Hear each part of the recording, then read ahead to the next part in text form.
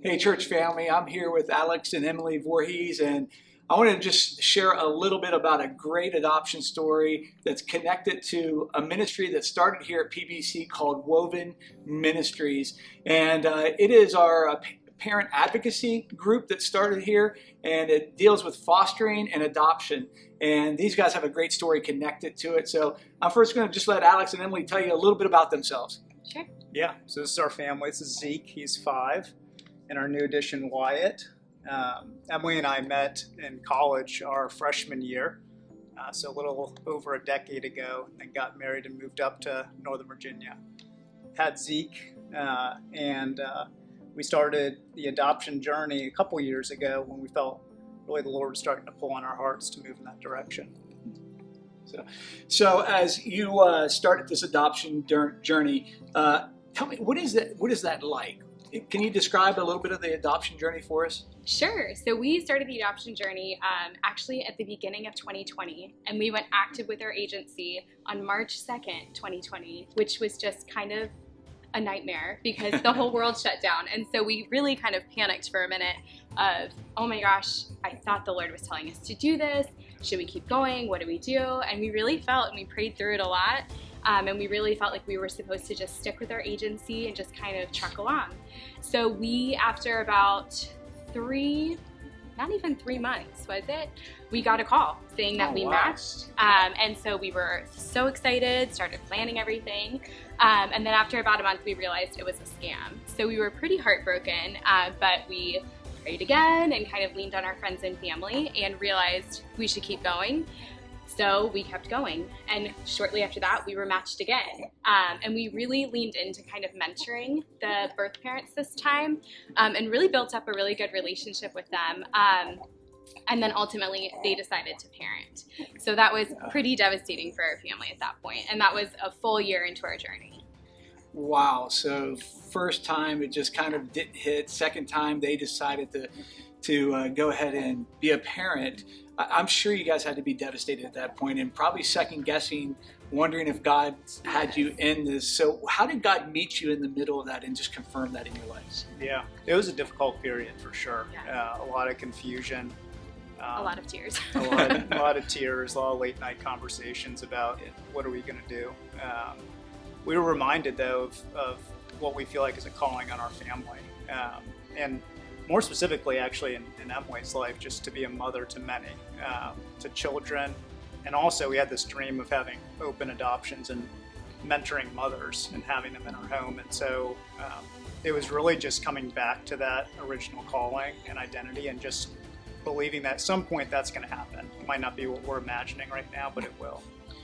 So with that calling on your life and you're wanting to try to fulfill it, at what point did you hear about Woven, and what point did Woven come into the picture for you guys? Sure. So we had actually gone to a couple Woven support meetings, and we heard all of these families talking about the beauty of adoption, the beauty of fostering, the difficulties of both.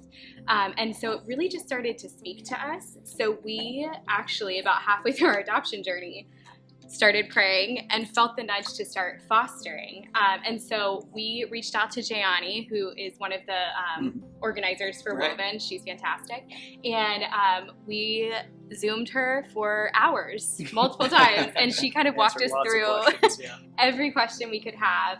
It just connected us with resources, support. So when we became foster family, we really leaned on her and leaned on the group to kind of come around us and help. And she connected us with Project Belong, which wrapped around us through Woven. So people provided babysitting, they provided transportation, they provided meals, and just help around our family as we were going through the foster and adoption process. So as you guys were looking at the whole process, whether to foster, whether to adopt, did God work in your hearts that way from fostering to adoption, or how did that come about for you guys? Yeah, it was some back and forth for sure, but getting back to kind of the original calling that we felt like the Lord had put in our life.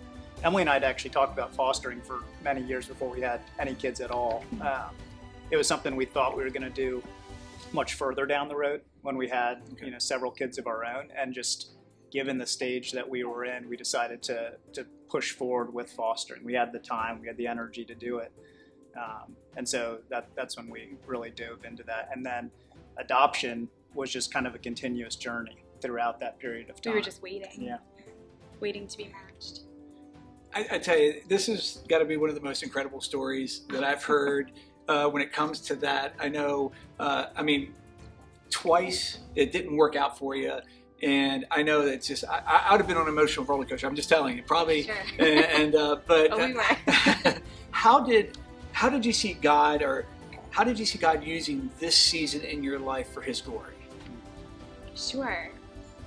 It was very hard because I think you want to sit in the heartbreak, but we really just kept clinging to each other and kept going back to what we felt the Lord was telling us to do, which was to love and serve kind of the brokenness in our community. And when we heard the call for fostering, we were like, oh God, this is going to be the most difficult thing in our life.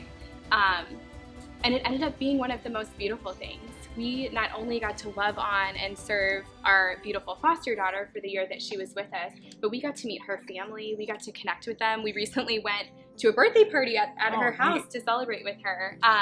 And that kind of service and service mentality towards people who are really just sitting in the brokenness and just sitting with them in it, and being able to love on them, it really has changed kind of how we view family and relationships and just kind of how we live our life. Just, we want to serve, we want people to know the Lord, we want to just live in love. I tell you, it's a great story. You know, Jesus had a special place in His heart for little children. It sounds like you guys have gotten that special place in your heart for children, and not only children, but to come alongside of mothers as well and pour into them and be great mentors. What a great story that is, and what a great way to respond to God's calling in your life. So what's your next steps from here? I mean, we have two great kids here. Yeah. What's your next steps? Well, this one's starting kindergarten. All right. And with Wyatt, we are, we'll be finalizing the adoption really soon. And Woven actually helped with that too. Yeah. When we were down in Tennessee for a month. Do you want to share a little bit about they were able to surprise us with an awesome grant to help with some of the kind of final legal costs to get us across the finish line. So that was, an awesome we're surprise. so thankful for that.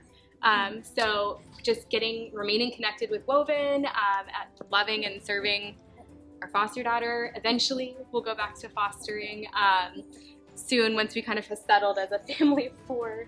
Yeah. And then just kind of living life. Yeah.